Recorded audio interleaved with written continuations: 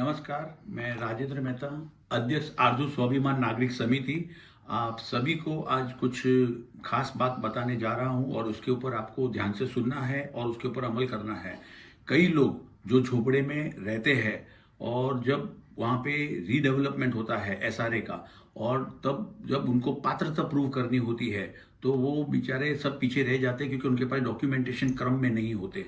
जो कई लोग 2011 2000 के पीछे रहने वाले जो लोग हैं और उनके पास में कई ऐसे पेपर्स की ज़रूरत होती है जो हमें कंसर्न अथॉरिटी के सामने पेश करना पड़ता है, मगर उनको पता नहीं है। जैसे कोई भी फ्लैट धारक फ्लैट खरीदता है तो अपने डॉक्यूमेंटेशन बनाता है, वैसे ही हर झोपड़ा धारक को अपने प्रॉपर डॉक्यूमेंटेशन बनाने चाहिए। और उसी बारे में रोशनी डालने के लिए हमारे कानूनी सलाहकार आरजू के मिस्टर अरुण देशमुख आज आपको कुछ खास बातें बताने वाले हैं। उसको ध्यान से सुनना है और सुनने के बाद में उसके ऊपर अमल करना है।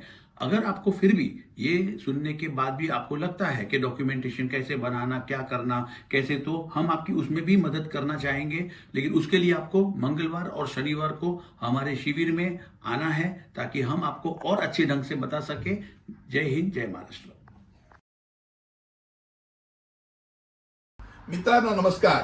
कायद्याची माहिती देणाऱ्या माझ्या युट्यूब चॅनलमध्ये तुमचं स्वागत। आणि आजचा विषय पुनर्वसनासाठी पात्र असलेल्या संरक्षित झोपडपट्टी वासी म्हणून पात्र होण्यासाठी कोणत्या दस्तऐवजांची आवश्यकता असते याची आज माहिती घेणार आहोत। पहिली गोष्ट म्हणजे भारतातील खास करून महाराष्ट्रातील मुंबईतील झोपडपट्टी पुनर्वसन प्राधिकरणाने निश्चित केलेल्या नियमानुसार पुनर्वसनासाठी प्राप्त असलेल्या संरक्षित झोपडपट्टीवासी म्हणून पात्र होण्यासाठी किंवा फोटो पासासाठी साधारणपणे 1 जानेवारी 2000 किंवा 1 जानेवारी 2011 जसं धोरण जाहीर होतं त्याप्रमाणे झोपडपट्टी रचनेत वास्तव्य सिद्ध करावं लागतं। आणि हे सिद्ध करण्याकरता कोणते दस्तऐवज पाहिजे म्हणजे कागदपत्र पाहिजे त्याची आपण माहिती घेऊया। पहिली गोष्ट म्हणजे मतदाराचं ओळखपत्र।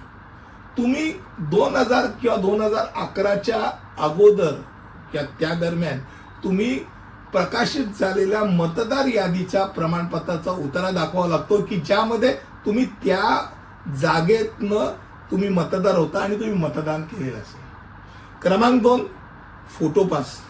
जिल्हाधिकाऱ्यांनी जाहीर केलेल्या मूळ फोटो पासची कॉपी की ज्यामध्ये तुम्ही तिथे झोपडपट्टी वासी म्हणून होता हे दाखवलं जातं। आणि हे साधारणतः 2000 आणि 2011ला फोटो पास हा प्रक्रिया झालेली आहे। त्यानंतर येतं वीज बिल। वीज बिल म्हणजे अधिकृत वीज कंपनीद्वारे घेतलेलं बिल किंवा रेकॉर्ड ज्यामध्ये कट ऑफ तारखेच्या पूर्वीची तुमचं त्या झोपडपट्टीचं आणि तुमचं नाव त्यामध्ये दिसलं पाहिजे। क्रमांक 4 म्हणजे मालमत्ता कर मूल्यांकन। महानगरपालिका असेल किंवा नगर परिषदेने झोपडपट्टीच्या मालमत्तेचा कर मूल्यांकनाचा पुरावा जर तुम्हाला दिला असेल, तुम्ही कर भरला असेल तर ते ग्राह्य पुरावा म्हणून धरला जातो। त्यानंतर 5 म्हणजे बँक पासबुक। झोपडपट्टीचा पत्ता दर्शवणारी कट ऑफ तारखेच्या अगोदरच्या जारी केलेल्या बँकच्या खात्याचं पासबुक। खास करून हे जर नॅशनलाइज बँक असेल तर उत्तम। त्यानंतर 6 म्हणजे परवाना किंवा कर पावती। कट ऑफ तारखेच्या अगोदर नोंदणीकृत असलेल्या कुठच्याही स्थानिक अधिकारी म्हणजे कोणीतरी काहीतरी सटरफटरने नाही, जे स्थानिक अधिकारी आहेत त्यांनी जारी केलेले परवाने म्हणजे गुमास्ता लायसन असेल किंवा इतर कोणतेही जर तुम्ही व्यवसाय चालवत असाल तर त्याकरताचे परवाने किंवा कर पावती असेल तर ती। त्यानंतर येतं 7 शेअर प्रमाणपत्र। आता कट ऑफ तारखेच्या अगोदर नोंदणीकृत असलेलं तुमची जी सोसायटी आहे म्हणजे नोंदणीकृत झोपडी सहकारी गृहनिर्माण संस्था यांच्याकडून तुम्हाला प्राप्त झालेलं शेअर सर्टिफिकेट। आणि हेच काय तर इतर पण कागदपत्रे त्यात आहेत। उदाहरणार्थ जन्म प्रमाणपत्र, मृत्यू प्रमाणपत्र ज्यामध्ये ॲड्रेस असतो, पासपोर्ट, त्यानंतर ड्रायव्हिंग लायसन्स किंवा झोपडीचा पत्ता दर्शवणारी शाळा सोडल्याचं प्रमाणपत्र।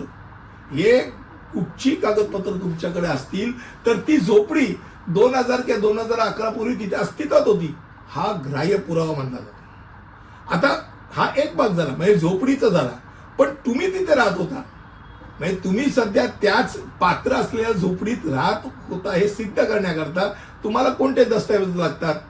पहिली झोपडी पात्र होण्याकरता. आता तुम्ही पात्र होण्याकरता काय लागतात? तर तुमचं आधार कार्ड लागतं, ज्यामध्ये झोपडीचा पत्ता पाहिजे. त्यानंतर अलीकडील निवडणूक ओळखपत्र लागतं, की ज्यामध्ये सध्याच्या मतदार यादीत तुम्ही त्याच झोपडीच्या पत्त्यावरती दिसतायत, मतदान करण्याकरता आहेत. अलीकडील वीज बिल लागतं, की ज्यामध्ये सतत साधारण वापरत असलेली जागा आणि त्याचं वीज बिल त्यात दर्शवून येतं. आणि प्रतिज्ञापत्र लागतं, म्हणजे साध्या कागदावर छायाचित्रासहित स्वयं घोषणापत्र, की ज्यामध्ये तुम्ही सध्या जिथे राहतात ती झोपडी वगळता तुमच्या कुटुंबियांना महानगरपालिकेच्या हद्दीत इतर कोणतेही दुसरं घर नाही हे जाहीर करणारं घोषणापत्र.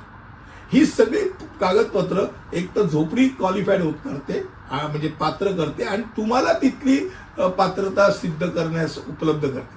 आता याच्या व्यतिरिक्त विशेष काही प्रकरण असतात, ज्यामध्ये वरच्या मजल्यावरती समजा रहिवाशी राहत असेल, म्हणजे 1+1, तर नोंदणीकृत भाडे करार कट ऑफ तारखेच्या अगोदरचा आणि त्या विशिष्ट मजल्यावरील तुमचं म्हणजे जो कुटुंब राहत आहे त्याच्या नावे असलेलं वीज बिल हे दाखवावं लागतं. आणि वारसा हक्कासाठी असेल तर मूळ राहत्या घर मालकाचा मृत्यूपत्र, वारसा हक्काचा पुरावा किंवा इतर कायदेशीर वारसांकडनं संमतीपत्र या गोष्टी लागतात. आज आपण पुनर्वसनासाठी पात्र ती झोपडी होण्याकरता आणि पात्र झोपडी धारक होण्याकरता काय काय कागदपत्र लागतात याची माहिती घेतली. पुन्हा भेटूया असंच काहीतरी कायद्याची माहिती घेऊन. तिथपर्यंत इथेच. धन्यवाद.